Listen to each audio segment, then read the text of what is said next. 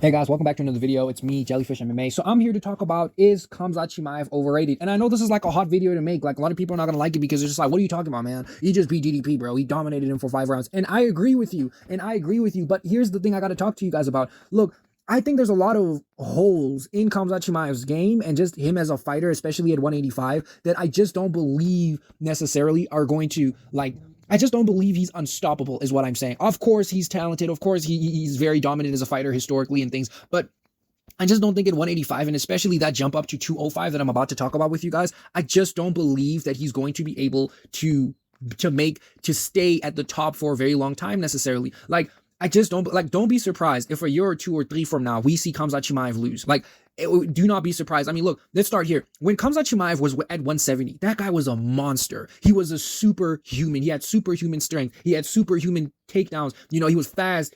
Bro, Khamzat Chimaev at 170 is a monster. He's an annihilator. He honestly beats every single person at 170 right now. There's not a single person at 170 who can beat Khamzat Chimaev. But when at 185 and 205, you know, the story starts to get different because, look, when you watch that fight with DDP, you know, even though Khamzat definitely had the wrestling advantage over DDP, but you could see that DDP was stronger and bigger and thicker than Khamzat Chimaev. In fact, Khamzat Chimaev kind of looked a little bit lanky in there. You understand? He's definitely in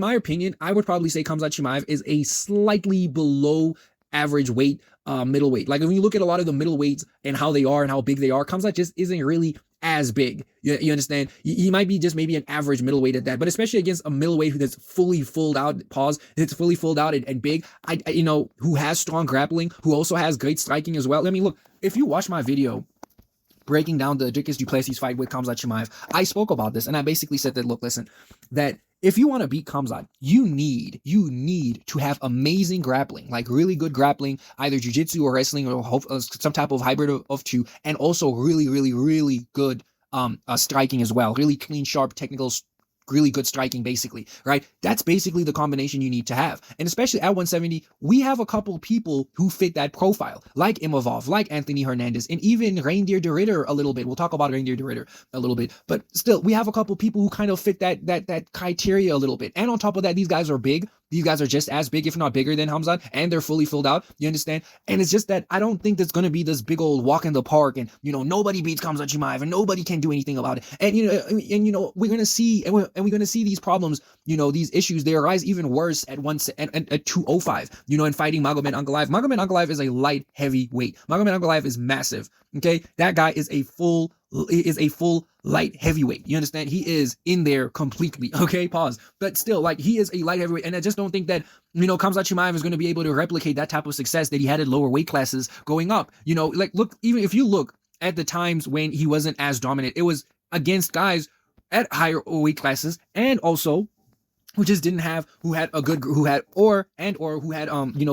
of their own. I mean, you look at Kamaru Usman, you know, that was upper weight class. Guy had good grappling of his own. Debate, that's probably Khamzat's toughest fight. You know, you look at the 170 fight, that guy had amazing grappling with Gilbert Burns. You understand? And then now you go up a weight class some more with the DDP fight. He wasn't able to finish that fight simply because of the physicality. So when we're looking at this track record of people and the fights that didn't finish in the first round, we can see some sort of trend. We can see things that we can, like, pull from these types of things. And especially when we're looking down the stretch, especially against 205, who Magomed Ankalaev's from Dagestan, brother. You know, he has grappling of his own. He has a nice little grappling bag himself over there too. So I just don't believe he's going to be able to recreate the type of performance that he has, because many people are pushing this narrative now about Khamzat Chimaev, saying, oh, Khamzat's going to be boring forever now and everything. And I don't believe that. I don't believe that Khamzat's going to do that. I believe this was specifically a game plan for DDP. They knew that DDP was probably going to be more than ready, which he was, to defend the submissions. You understand? But then DDP has a gigantic gap in the wrestling, so they were going to use that. And they also knew that on the feet, DDP is powerful, and that's a real thing. DDP is powerful. DDP is big. DDP is strong. And we saw that in this fight. You know, and they didn't want to stay on the feet, and it just wouldn't be smart. I know people like Khabib said he should strike, and I have a video coming out on Khabib as a coach. You know, I have a video coming about that, but that's not the conversation for today. So, you know, that was a game plan specific for that. I don't believe we will see Khamzat fight like that again.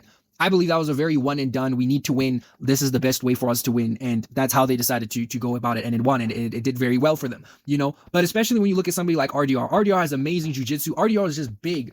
RDR is like 6'4", 6'3.5", or even some people say he's 6'5", and RDR is huge. He is a big middleweight.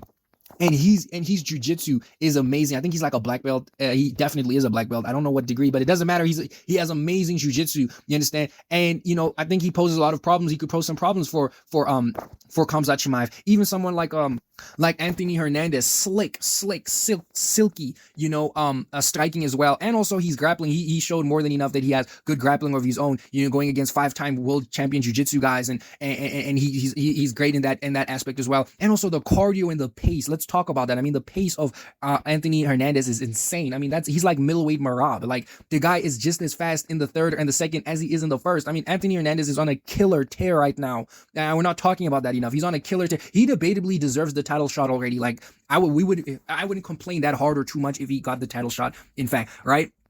We also have people like Imavov, amazing grappling of his own, wrestling too. And also Imavov has very strong boxing as well. You know, we saw he knocked out Israel Adesanya, you know, exploded into the pocket, you know, with powerful hands. And it's just like, when I'm looking at these guys, you know, and I'm thinking about when 205, and Magomed Ankalaev is also a great boxer as well. He's very great striking. The striking isn't close at all. Basically, like, I'm just trying to explain and paint a picture that, imagine a world or just an environment where Khamzat can't really get success in the wrestling, right? And can't even use it just to stall or get some points or win a couple rounds off, right? And you have somebody who can get out of that or contend with that, you know, and it's forced to be on the feet, you know, and Khamzat is very good on the feet. Like, I'm not gonna lie, great kicks, great kickboxing as well. But, you know, especially for the durability. I mean, we saw in that Dricus du Plessis fight that when Dricus du Plessis was expanding on there, you know, Khamzat Chimaev kind of did the chicken dance a little bit. He kind of got rocked ish, you know, and we saw that with the Kamaru Usman fight. We saw that in the Gilbert Burns fight. Now, could you imagine that happening with a bigger guy who's just as big, if not bigger than DDP, right?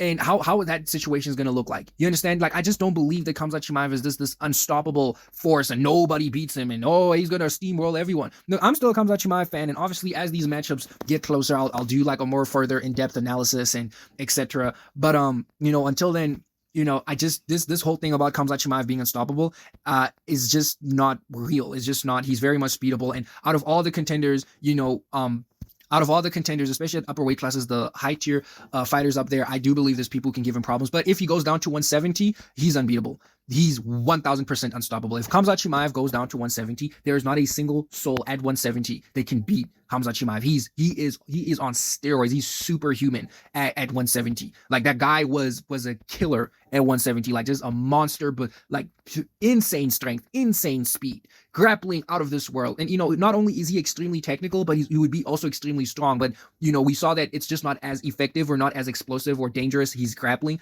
at 185 at upper weight classes against, you know, people who have prepped or have good who've prepped for his grappling, especially defending submissions, and also who have good wrestling of their own as well. So basically, that's basically the roundabout arguments that I have for this video, that I just don't believe he's fully this unstoppable force and things. But yeah, if you have a different opinion, a different view, you know, please leave it down in the comments. I definitely want to hear it. You know, I always reply to all of you guys. And yeah, please like the video.